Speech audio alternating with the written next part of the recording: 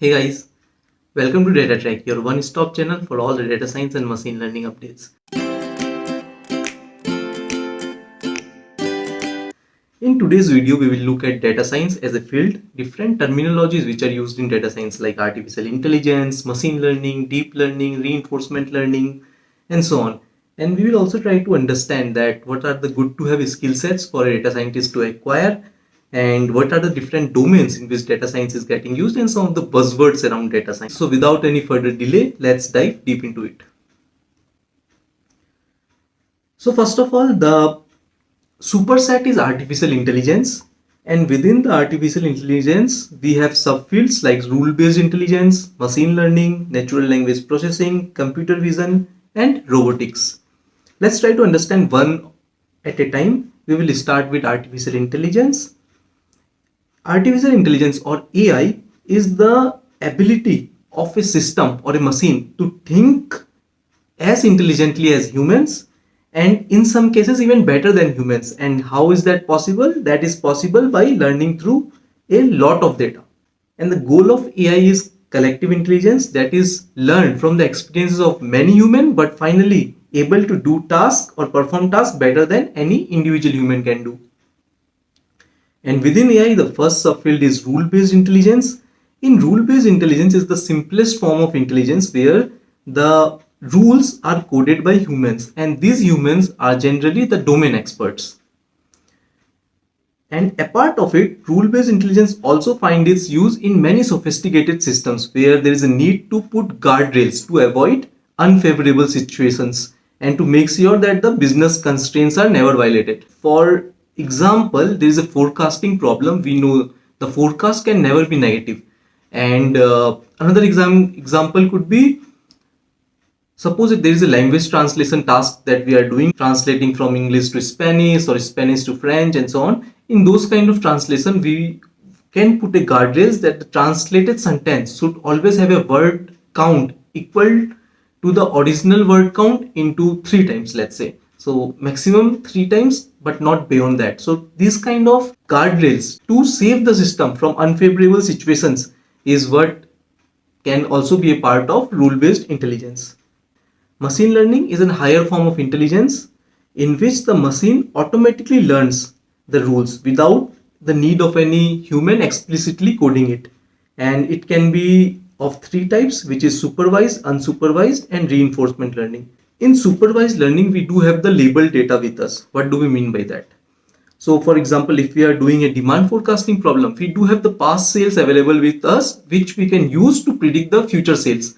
And the system or the algorithm will learn that what happens when there is a rainy weather, what happens when there is a promotion, what happens when there is a weekday or weekend. So these kind of rules the system will automatically design, the algorithm will learn and do the demand forecasting. Similarly, how to classify an email into a spam or non-spam. The algorithm will see lot of spam and non-spam mails, and it will learn that in a spam mail what kind of words are more common, and in non-spam mail, which are the good mails, what are the type of words which are common. So in a way, when a new mail comes, it can classify with some confidence that what is a spam, what is not a spam. So these are the type of learning which is called supervised learning, because we do have some label data available from the past that the model can learn, that the algorithm can learn and generalize to new unseen data. Second type of interesting learning is unsupervised learning. In this learning, we don't have any labeled data with us. The task is to segment data points on the basis of similarity. For example, given 100 books, the task is to divide them into 5 groups where each group has similar type of books. And once we have those groups available with us, we can look at what are the books that has fallen into each group, and we can classify, okay, this first group looks like story books, the second group looks like philosophy books, third group looks like self-improvement books, and so on. So the task is, we don't know the segment, what that segment will be. We just classify data points on the basis of similarity, and once that is done, we can assign some tag to it that yes, this looks like this looks like that, and so on. So in unsupervised learning, it's unlabeled data is there, and the task is to segment similar data points into groups. Next interesting type of learning is reinforcement learning.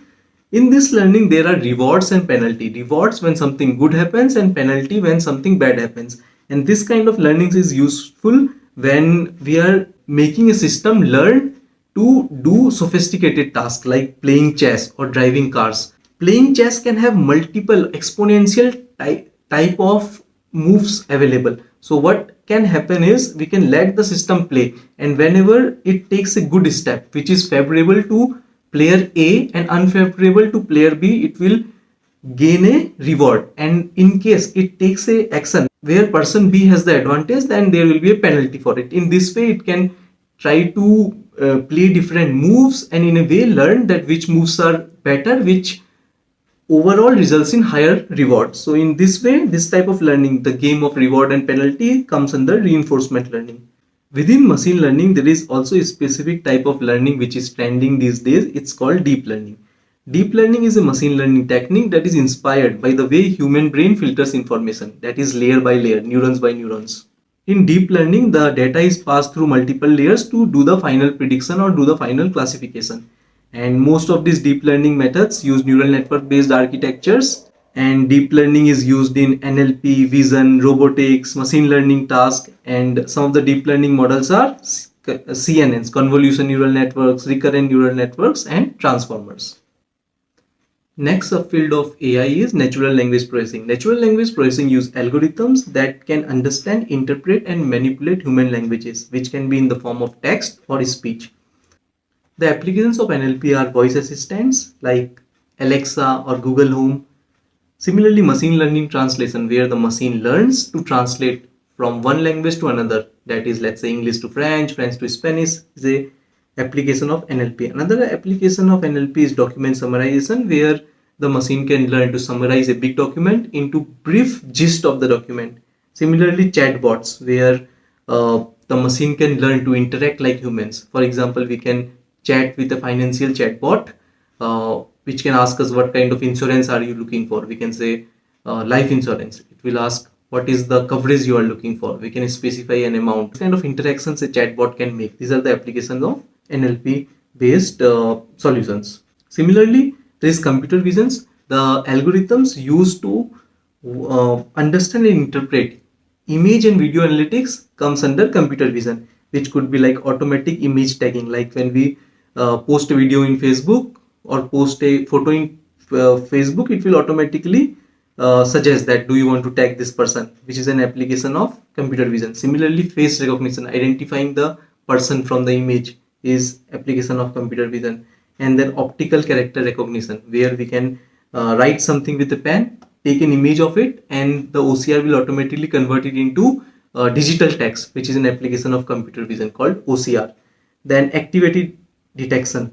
Nowadays, there are algorithms developed which can detect that when you are doing a pull up or push up or let's say bench press, it can identify whether you are doing it correctly or not, or automatically identify which type of activity you are doing. So these are the smart applications of computer vision.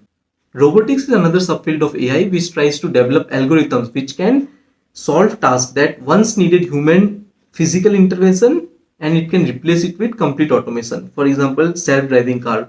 The Tesla or Google self-driving car can drive the car automatically, looking at different factors like the traffic lights and symbols and lanes and so on. It can learn how to drive. Similarly, manufacturing automations, the things that used to be done through assembly line can now be done directly using manufacturing automations. So here we looked at the superset, which is artificial intelligence, and then different subfields of AI: rule-based intelligence, machine learning, deep learning, natural language processing, computer vision, and robotics. So after looking all of this, we are ready to answer the final question: what is data science as a whole?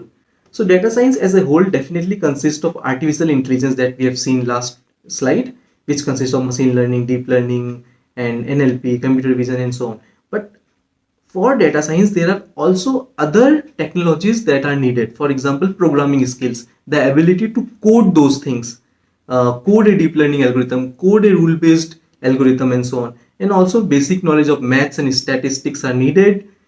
Statistics, so we can perform an EDA and provide with some descriptive analytics like what is the mean, what is the skewness, what is the confidence interval, if we can do some hypothesis testing with the data, and so on. So math and statistics are another required skills for data science. And also a domain understanding. For example, with time, suppose we are working on a financial data science problem, it's needed to have the domain knowledge.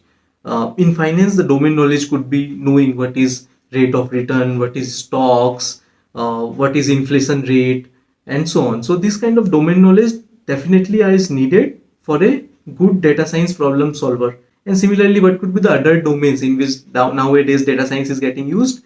Data science is getting used in finance, it's getting used in retail, e-commerce, it's also getting used in HR analytics, it's getting used in real estate, it's getting used in manufacturing, and so on. And a part of programming skills, math and statistics and domain understanding, other very crucial thing that a good data scientist should have, and also it should be part of data science skill set, is business presentation skills. So for example, we have analyzed humongous amount of data, and then we have done some EDA, finally fitted the model, and we have the model results in terms of metrics. Now it's very important that how to summarize all these things in 2 to 3 slides, with starting from what was the problem statement, what is the output of EDA, like what are the descriptive analytics we can talk about the data, and then after modeling, what is the metrics that we have used for assessing the model's performance, and what would be the next step, how we want to put this thing into production, and so on. So this kind of business presentation skills, and also answering the questions that business has, and also asking for feedback and incorporating those feedback into back into your modeling. So this kind of skill sets, that is overall business presentation skill sets, is a important part of data science. So with that, we come to a complete understanding of data science, which consists of different techniques and also domain understanding, programming skills, math and statistics skills, followed by business presentation skills. Next, we will look at some of the buzzwords which are very commonly used these days, like state of art technique. So what is state of art technique? Basically, state of art technique is also called cutting edge or leading edge technology, which means that for a given problem statement, given technique is the best known technique at that point of time. For example, let's say we are solving a question answering task. We can say that technique XYZ is the best known technique for question answering task. So it's the state of art technique at current point of time. It can happen that in future some other technique can become state of art, but as of now the technique XYZ is the best known technique. So it's the state of art or cutting edge or leading edge for that specific problem, which is question answering problem. So that is state of art technique. Next is, we also commonly heard this term which is called citizen data scientist. What is citizen data scientist? Citizen data scientist is a term that has been coined by Gartner. Citizen data scientists don't have data science as their core skill sets. Their core skill sets is sales, marketing, finance, human resource, or some expertise in the domain knowledge. But what we can do is we can arm them with very sophisticated, powerful software tools with which they can do the visualization, data aggregation, simple modeling capabilities, and with these kind of powerful software tools and basic understanding of data science, they can take decisions at real time. And these people are called citizen data scientists. They are very important because they have the domain knowledge, and with this availability of tools and basic understanding of the techniques, they can use data science for solving their day-to-day problem. Now the next question arrives is, if we have citizen data scientists, what is the need of engineers, data scientists, statisticians, research scientists, mathematicians, and so on?